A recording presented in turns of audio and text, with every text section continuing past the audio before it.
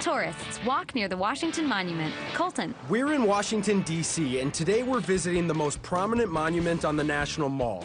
We're also meeting up with a person with a great legacy of managing all the national lands, including the parks. Hey, Sally, how are you? Colton, so nice to see you again. You too. Good to see you. Yeah, good to see you too. Sally Jewell was U.S. Secretary of the Interior under President Obama and a hiking buddy from our trip to Mount Rainier National Park. So I have a recommendation for you, which is maybe just a little more adventure than what visitors to the Washington Monument get to do, and that is, how about we take the stairs? Oh, I'm in. Okay? Yeah. It's just 550 or so feet. The Washington Monument is the world's tallest stone structure, made from blocks of marble, granite, and bluestone gneiss. It was designed in 1835 as a tribute to General George Washington, who won the Revolutionary War, the first president who set the precedent for voluntarily stepping down after 2 terms. He remains an enduring model of integrity and public service. They walk into a dim hallway. We're going to do what the general public's not allowed to do, and that is we're going to take the stairs, and we're going to look at the inside guts and how this incredible stone structure was built.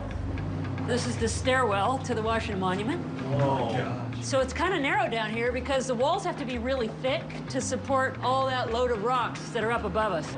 This thing's pretty tall. Yeah, sure you want It's pretty tall, yeah. It's 555 feet, and there's also no reinforcing bar in here. And this is not actually holding them together. This mortar just keeps the water out. She points to mortar between thick stones in the wall. So should we pick up the pace? What do you think? I think we're gonna have to. We got a ways to go. The inner walls of the monument tell a story about how this amazing structure was built. Work started in 1848. 6 years later, it stopped. The Washington Monument was only just 150 feet or so tall when it stopped for 20 years because they ran out of money. When construction started again, the marble came from a different quarry. That's why the monument is lighter on the bottom and darker at the top. It took millions of dollars in donations from individuals, companies, and states, and the donors got their names built into the walls. So here you got the Association of Journeymen Stonecutters of Philadelphia.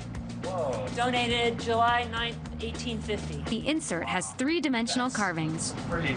And it's the work Stonecutters of America. I know, You'd expect it to be good work, That right? makes sense, yeah. Yeah. It's a shame most visitors never get to see all this, but so many people were breaking off bits of the stone as souvenirs, the Park Service had to close the stairs to the general public in 1976. This is cool on so many different fronts, but this is a national park. You need all these different people chipping in to preserve it, to keep it going. Exactly right. And it's just a great example. It's written on the wall, you know? The higher we get, the more of the monument's story we see.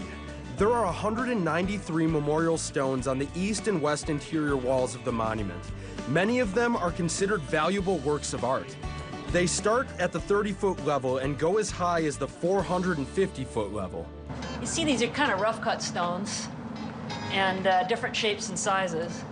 And we're about to cross the time from when the monument stopped construction because they ran out of money. And then you see this kind of engineered stone above, and this is when the Army Corps of Engineers took over. Construction first stopped in 1854, then picked up again in 1878 when there was a new technology for building with stone. Yeah, because